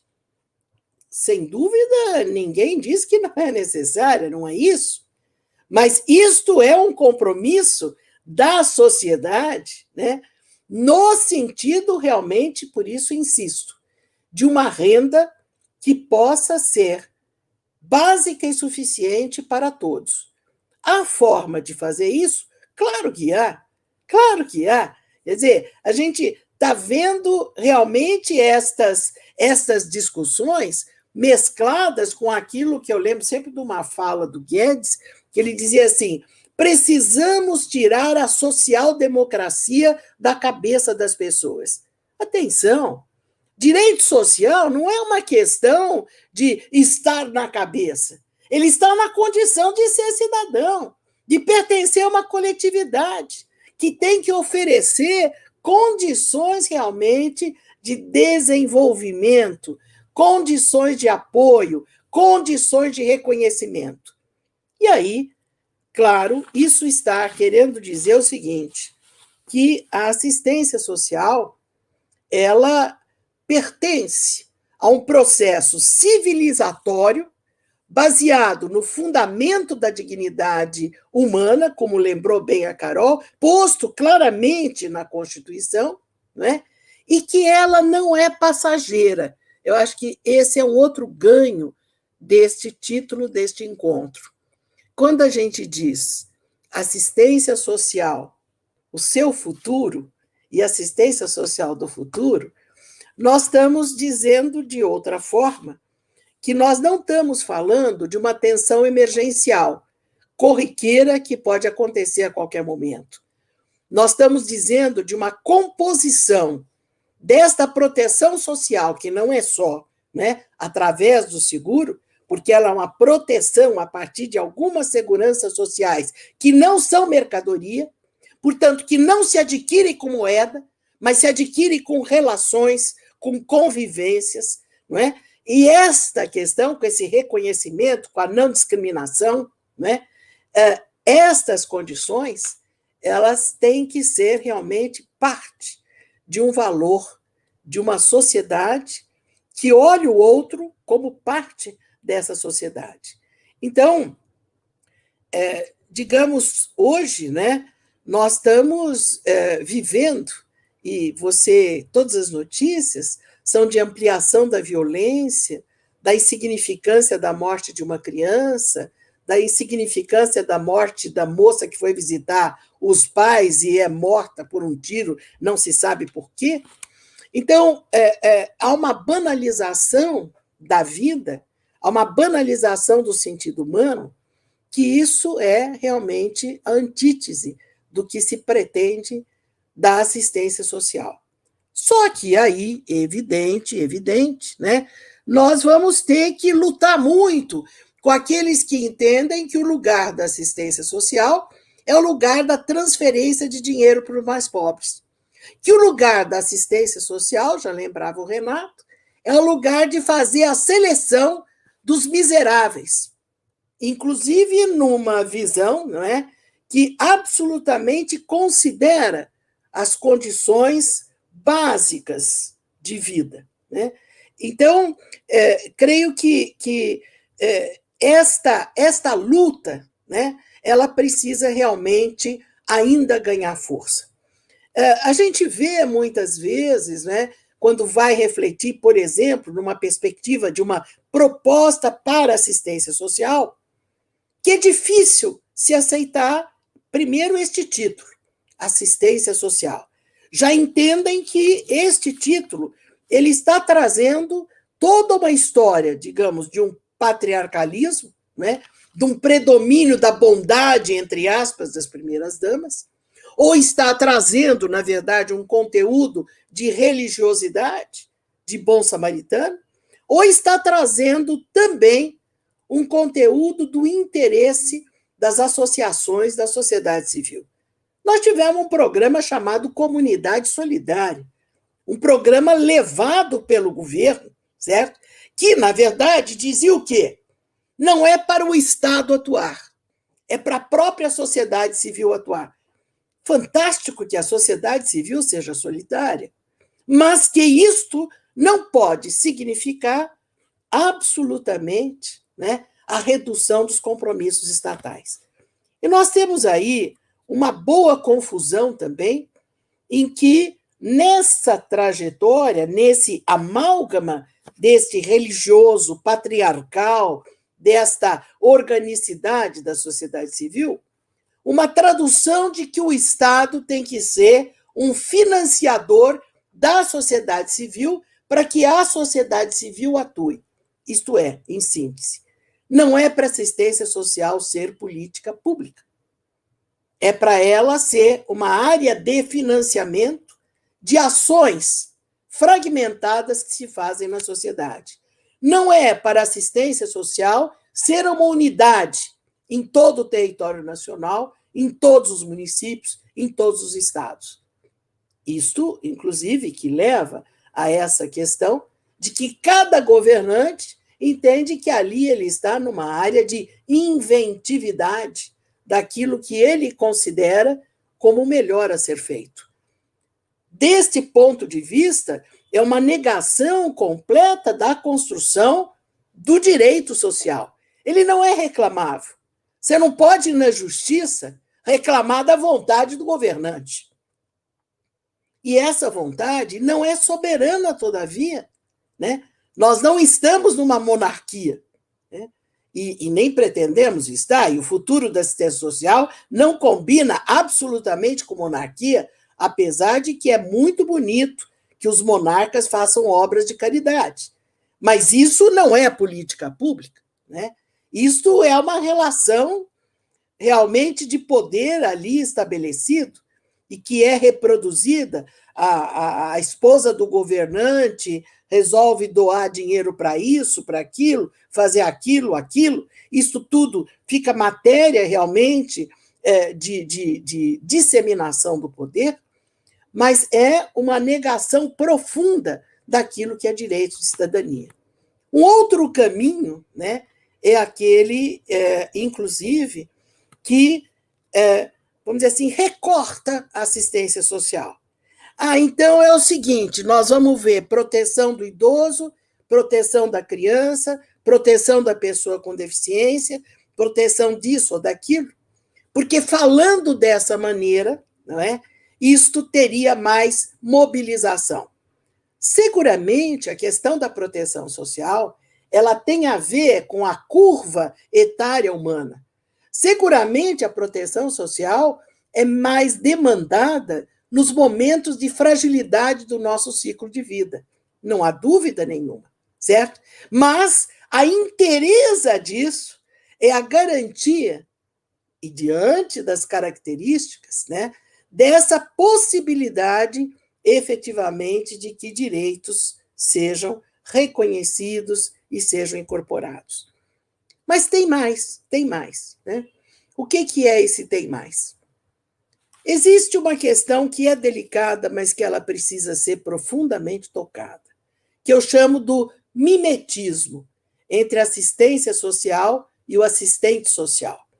Esse mimetismo que termina dizendo que, na verdade, quem faz assistência social é o assistente social. Um mágico de não sei quantos instrumentos que, na pior situação, vai lá, vai mexer e remexer e vai dar um jeito, vai mitigar. Então, eu penso que esta é realmente uma das questões que nós temos que abolir e não ser parte de futuro nenhum, porque uma política pública social ela é interdisciplinar, né? Ela é uma construção de vários conhecimentos. Ela não está pautada tão só numa área profissional, né? Não existe aquele que detém o saber da proteção social. É complexa a proteção. Ela exige relação de complementariedade, não de exclusividade. Então, penso que aqui nós temos realmente também uma lição aprendida fortemente. Não abro mão, evidentemente, eu sei que assistentes sociais, entre os quais eu me incluo, lutamos muito pela política de assistência social, mas não para ter o nosso lugar profissional garantido, mas para ter realmente a conquista do direito do cidadão. E, nesse sentido, a partilha do conhecimento, a construção da atenção de maneira complementar, ela é altamente importante e necessária. E, por isso, eu acho que os trabalhadores, né, sobretudo os trabalhadores do SUAS, em todo o território nacional, ainda que massacrados, mal pagos, sem, na verdade, o apoio durante a pandemia, não desistiram. Sim, tem aqueles um pouco mais, né, que acham que não devem se arriscar ou coisas que o valem, mas entendemos que realmente, né, esta força como agente do Estado. O que o Renato nos disse das tipologias do Estado e do Estado ampliado como um Estado de luta, ele tem que ser entendido que os profissionais, os trabalhadores do SUAS e os trabalhadores de todos os segmentos, né, desde o nível médio, né, desde o nível, na verdade, de escolaridade básica ou escolaridade do terceiro grau, eles formam uma força que deve ser realmente coesa, né, e que não admite, se é isso que nós entendemos da sociedade, uma hierarquia de saber, né? Ela realmente tem que ter uma partilha, né, de equipe. Então, esse Estado ampliado, ele é um Estado de luta e que ele faz de cada um dos trabalhadores agentes também do Estado nessa luta. Então, a política também se constrói. Eu acho que essa é a grande questão que o futuro nos coloca, né?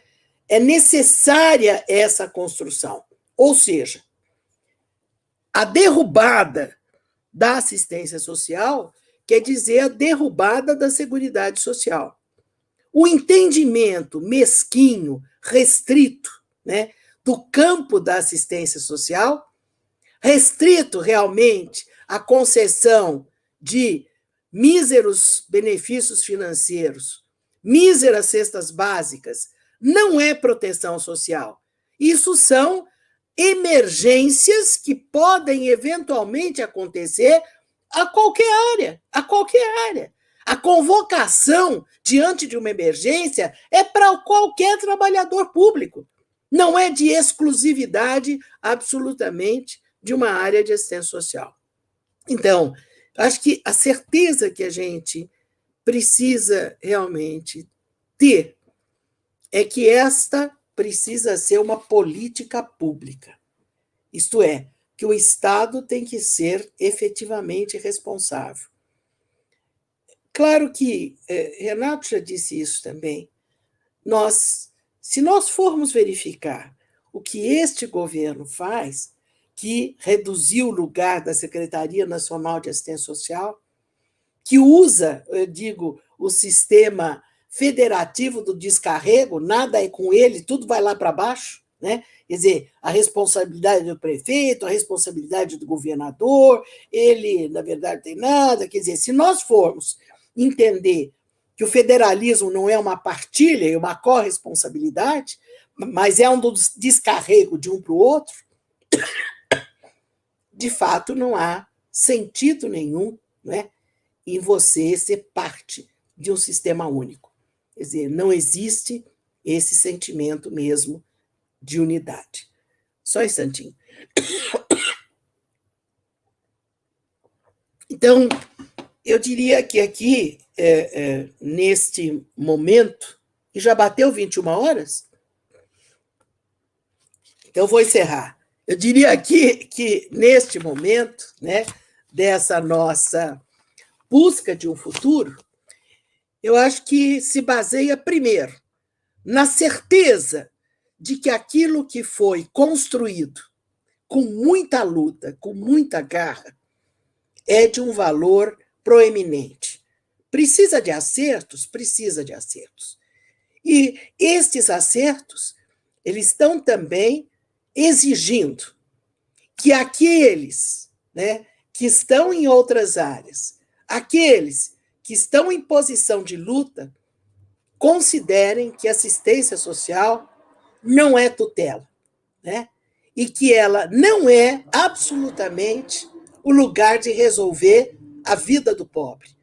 A vida do pobre, ela está definida com a política econômica, efetivamente, de divisão de riqueza, não é? Não é qualquer uma das políticas sociais que vai poder resolver isso.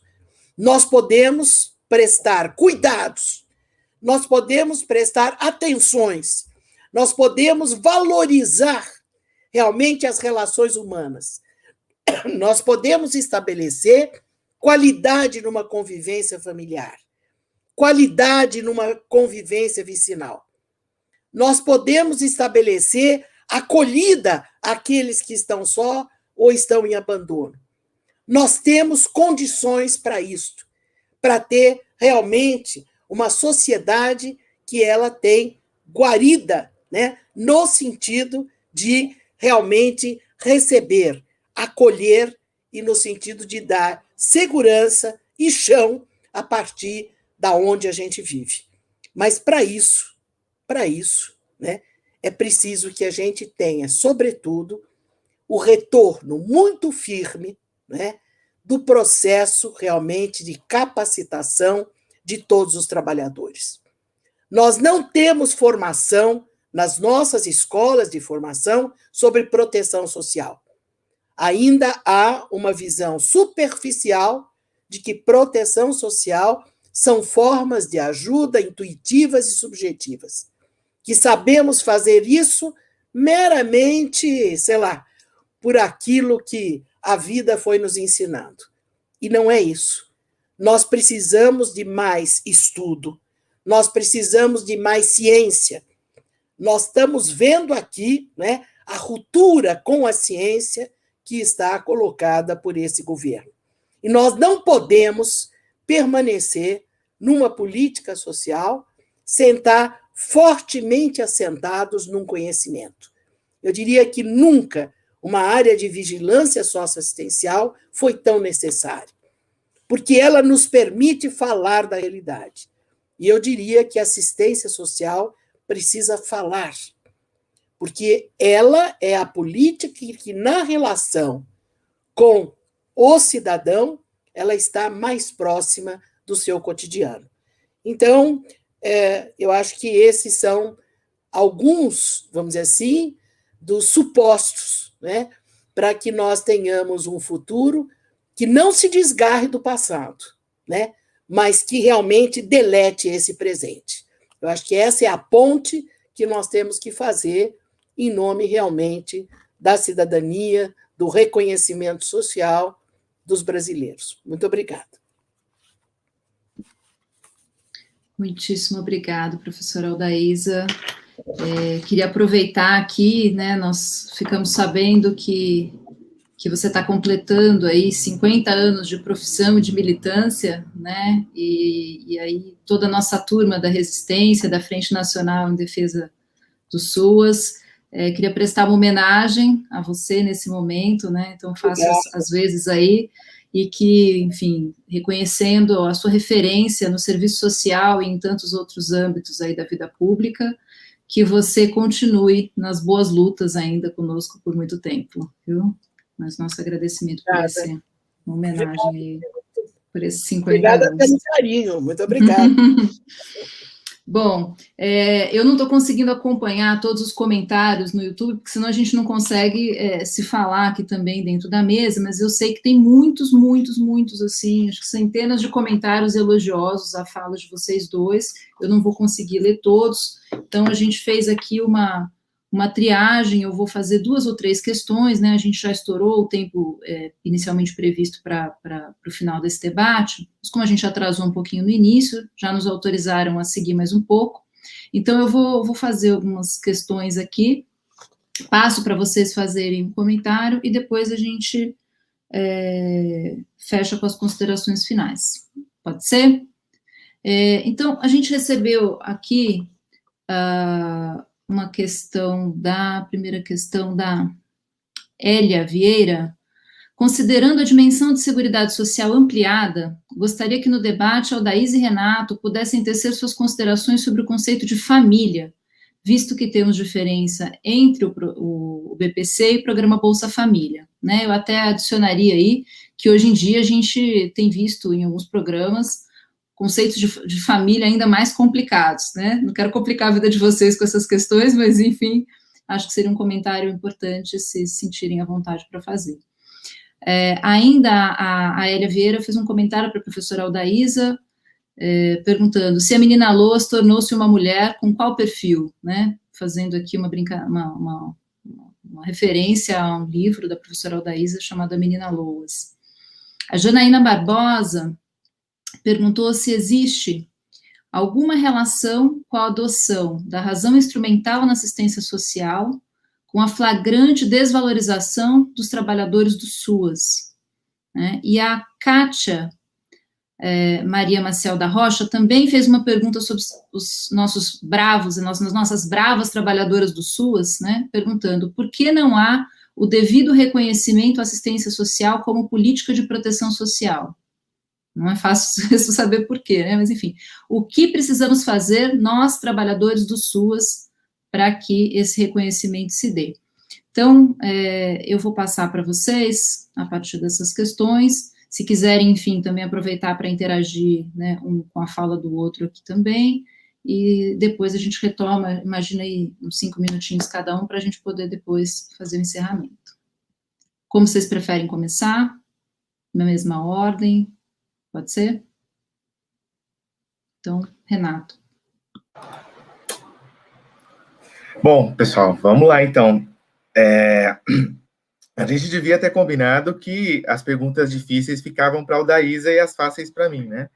Mas, como a gente não combinou, vamos lá conversar aqui. Mas eu queria, antes de responder, só dizer publicamente, né? Fazer coro com essa fala da Carol, rendendo homenagem à professora Daísa neste momento. Queria também fazer coro com essa fala e render aqui publicamente as minhas homenagens para a professora nessa nova fase que se inicia, né? E que nós estamos aqui, né, mostrando que continua, né? Continuamos, seguimos aqui juntos na mesma luta. Bom, eu anotei também as questões que a Carol leu e algumas outras que foram colocadas também, alguns apontamentos no chat. Claro, a gente não tem respostas prontas para muitas coisas, não existe fórmula de bolo, não existe receita, né, mas tem alguns apontamentos, alguns pitacos que a gente pode falar.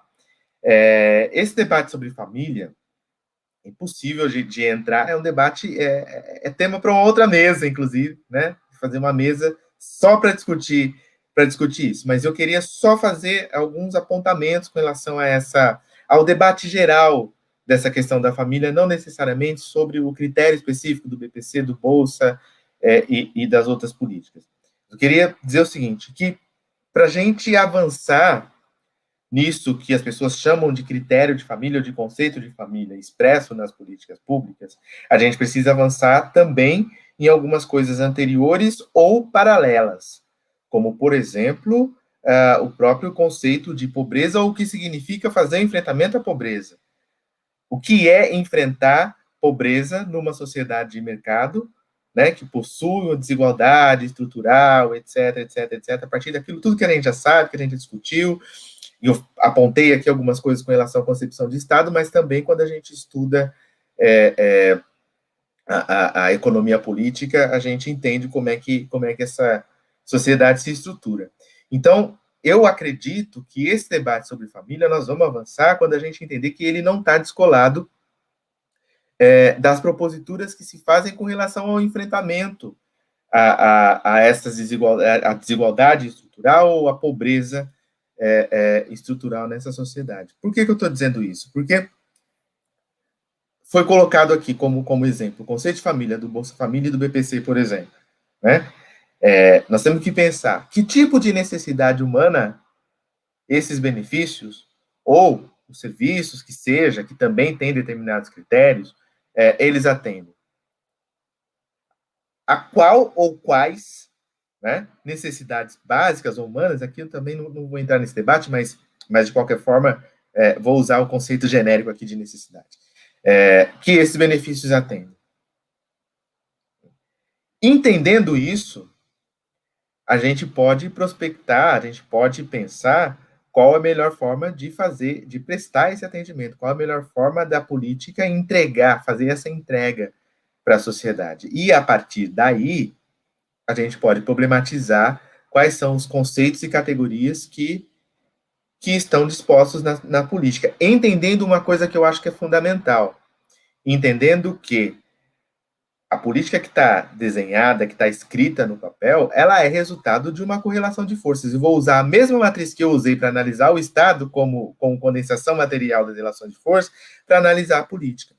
Por que eu estou dizendo isso? Para finalizar essa reflexão. Porque a gente lê na literatura, em especial no nosso campo de serviço social, muitos companheiros nossos, gente estudada, gente inteligente, gente de renome, referências nossas, que fazem a crítica ao tal do familismo exposto na política, como se a política fosse responsável pela dimensão conservadora que existe na família e na sociedade brasileira. Como se fosse a política que tivesse criado o conservadorismo no âmbito da família. E a gente ignora, por exemplo, olhando a conjuntura atual, a gente ignora, por exemplo, que tem um Ministério da Mulher, né, com uma Damares e sei lá o nome essa turma toda aí, que estão tentando ressignificar o que é a família brasileira na pior perspectiva possível, né? Que não considera as possibilidades da família homoafetiva, que não considera as possibilidades da família monoparental, ou seja, esse debate e essa disputa está sendo feita na sociedade. E eu vejo companheiros nossos atribuindo essa responsabilidade à política, e ao contrário. Quer dizer, nós temos que fazer essa disputa na sociedade, porque a política é reflexo do que acontece lá, e não o contrário. Não é o desenho, o texto da política que determina a luta na sociedade, é o contrário. Então, se a gente não mudar essa lógica, a gente vai ficar, né, numa bolha. Mas eu sei que isso é polêmico, eu sei que isso dá pano para manga, né, mas nós temos que fazer esse debate, temos que enfrentar esse debate e aprofundar isso. As outras duas questões estão com relação ao que eu trouxe aqui, que eu chamei de razão instrumental. E tem uma pergunta, inclusive, da professora Rosângela, com relação a isso também, né? Essa razão instrumental, que foi perguntada aqui, ela tem relação com a desvalorização dos trabalhadores? É óbvio, total relação, né? A maneira como o trabalhador é encarado no interior da política, né, tem a ver com a maneira como se concebe a política e as suas funções, né, ou aquilo que ela veio, né, ela veio para quê? Né? Ou como diria o Caetano, a que será que se destina a assistência social? Né? Então, a partir dessa disputa do destino da assistência social, é que a gente pode entender como é imputada à assistência social essa limitação instrumental e que vai refletir, claro, no que é dado, no que é ordenado ao trabalhador fazer. Né? Isso está claro. A Janaína fez essa questão, acho que ela fez a questão, mas acho que ela já sabia a resposta. Né? Isso está ligado diretamente à valorização, à desvalorização do trabalhador. Né? E a Kátia pergunta, o que a gente pode fazer para a assistência ser reconhecida? Né? Não tem outra saída, é continuar lutando. Mas continuar lutando de um lugar qualificado, de um lugar de um debate qualificado. Então, só o fato de vocês já estarem aqui, né, até agora, fazendo aí, ouvindo a gente falar, discutindo conosco, se qualificando, aprendendo, lendo, discutindo, debatendo, agregando conhecimento, já é um pressuposto para qualificar a nossa luta. E não tem outra saída, né, a não ser continuar na luta, que nesse momento ela tem as suas particularidades, né? Ela tem um deslocamento da luta real, presencial, in loco, para as redes sociais, para o mundo virtual, né? Causado pela tecnologia, mas também agravado pela pandemia, né? Mas isso aconteceria independente da pandemia, esse deslocamento já vinha acontecendo, né, para o mundo virtual, haja vista o resultado de eleições no Brasil e em outros lugares que tiveram aí a preponderância das redes sociais, na disseminação de fake news, etc, etc. Então, esse deslocamento ele já vinha acontecendo independente da pandemia, mas a pandemia agravou isso. Mas, de qualquer forma, nós temos uma oportunidade histórica também de redimensionar as nossas estratégias, mas continuar lutando, né? O tempo já está super esgotado. Na verdade, eu acabei não respondendo, mas eu fiz aqui um apanhado geral, mas a mesa está me avisando aqui, na sala que vocês não podem ver, né, que é para já emendar aqui as considerações finais nas respostas. E, de qualquer forma, o ciclo de debate só está começando hoje é o primeiro encontro, né, e aí nós teremos a oportunidade de continuar debatendo. Mas eu quero, então, como consideração final, mais uma vez, agradecer a oportunidade de estar aqui, agradecer a oportunidade de dialogar com vocês, a oportunidade, para mim, honrosa e histórica, de compartilhar uma mesa com a Carol, minha colega de muito tempo, né, desde de governo Marta Suplicy, em São Paulo, né, a gente aprontava as nossas peripécias lá na Secretaria de Habitação, e depois a gente foi se encontrar em Brasília, né, no Ministério do Desenvolvimento Social. E ontem eu tive com a Carol ontem, numa banca de uma orientanda minha, discutindo Bolsa Família, né, e a segurança alimentar, que foi muito bacana. Então, agradecer também a oportunidade de reencontrar. E a oportunidade, mais do que honrosa, né, de dialogar com o professor Aldaísa, né, que, mais uma vez, não vou cansar de dizer isso nesse contexto, né, que é a nossa referência maior nessa área, enfim, por tudo que ela significa. A Carol, quando apresentou, e me permitam um segundinho de contar essa história. A Carol falou um pouco do currículo da Aldaísa, mas pessoas como a professora Aldaísa, elas interferem na vida da gente, mesmo que elas não saibam. Vou contar uma história rapidinha para você. 2 segundos, Carol. Eu morava em São Paulo ainda, e participei, bem rápido, estava indo a uma consulta médica num prédio que ficava ali na Avenida Faria Lima. E quem conhece São Paulo sabe que ali é uma área nobre, chique, enfim. E eu entrei nesse prédio, passei pela recepção e fui em direção ao elevador. E quando eu esperava o elevador, uma pessoa, que provavelmente trabalhava lá, veio, me bateu no ombro, assim, e me apontou o elevador de serviço. E aí, exatamente nessa hora, a porta do elevador abriu, e eu apontei, tinha uma plaquinha pendurada no elevador, assim, na hora que o elevador abriu, eu aponto com os dizeres, eu apontei para aquela plaquinha e perguntei para aquela pessoa se ela sabia ler. E ela leu o que estava escrito naquela plaquinha e foi embora, né? E o que estava escrito naquela plaquinha, que me deu a oportunidade de dar uma resposta à altura do racismo e do preconceito que eu sofri, era que ali estava proibido qualquer tipo de discriminação, né, naquele espaço. E algum tempo depois eu fui saber que aquela lei era uma lei de propositura da vereadora Aldaísa Sposati, né? E naquele momento, quando eu soube disso, eu vi que a democracia representativa, ela tem as suas benesses também, e eu vi que o meu voto, né, eu ainda voto em São Paulo, mas que o meu voto naquela situação valeu muito a pena, né? Valeu muito a pena ter votado na vereadora Aldaísa Sposati, né? E a gente nem se conhecia, ela não me conhecia ainda, não era aluno da PUC ainda nessa época. Então, eu quero render minha homenagem aqui, porque pessoas como a Aldaísa fazem isso, né? Fazem uma luta que beneficia pessoas que sequer, né, a gente alcança.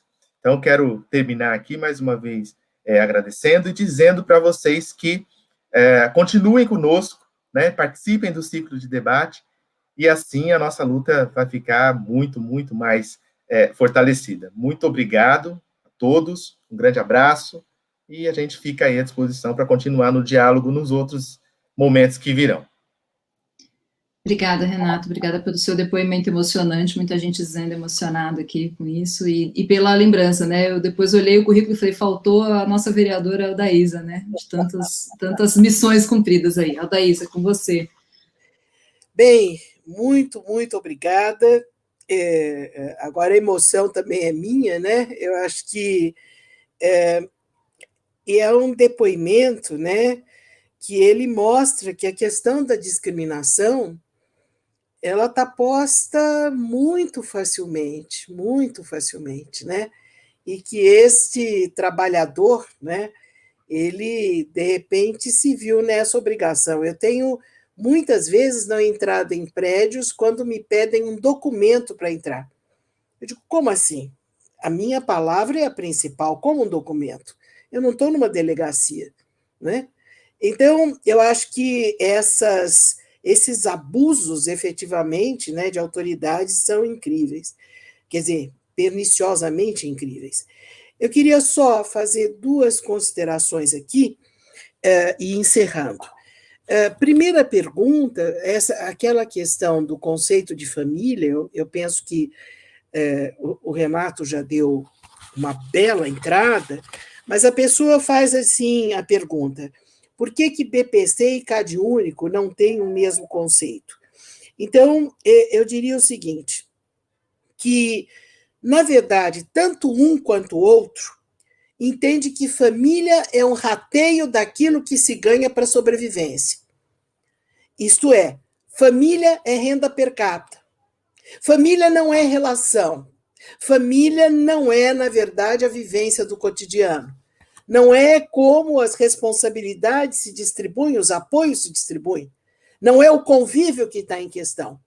Tanto o BPC quanto o CadÚnico, eles não absolutamente dão conta, né, de como é que aquela pessoa idosa com deficiência ou com menos recursos financeiros, ela sobrevive. CadÚnico não considera despesa. Chega até a perguntar para a pessoa quanto você paga de luz, mas não considera, não deduz daquele conjunto esse valor. Imposto de renda a gente deduz tudo e ainda ganha, na verdade, isenção. Mas quando se trata de alguém que menos tem, é aí que a mão é mais dura. Então, eu penso que essa é uma das coisas de dignidade que nós temos que buscar romper, né? Essas duas áreas de benefício, elas saíram da política de assistência social. Elas uma foi terceirizada para o INSS e a outra está, na verdade, com uma secretaria específica e a Caixa Econômica Federal.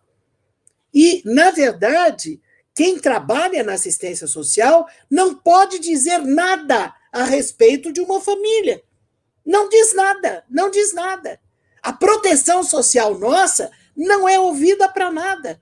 Somente quando é para castigar que vem alguém uma criança que faltou à aula, o que é até uma agressão aos direitos da criança. Então, eu acho que essa assistência social do futuro, ela tem que se negar a ser, na verdade, aquela que homologa, certo, estas formas de rateio da miserabilidade entre aqueles que convivem o cotidiano. Não é isso, não é isso. Nós não podemos cravar a desproteção social. Isso é um equívoco enorme que foi sendo cometido em nome, na verdade, de que o benefício seja o mínimo do mínimo. E não é isso.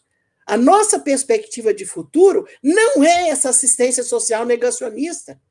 Ela é uma assistência social acolhedora. Então, eu penso que não dá para a gente ficar, digamos assim, fazendo argumentos, narrativas maravilhosas, quando, concretamente, o sofrimento humano é muito forte. Então, a família, o que eu só diria é isso, não pode ser vista como um lugar de per capita. Isto não é para uma política de proteção social. Lugar de per capita pode ser a agência bancária, mas para a política de assistência social não pode ser. Com isso, eu me despeço realmente de vocês e dando o não à discriminação e o não a este rateio da miserabilidade.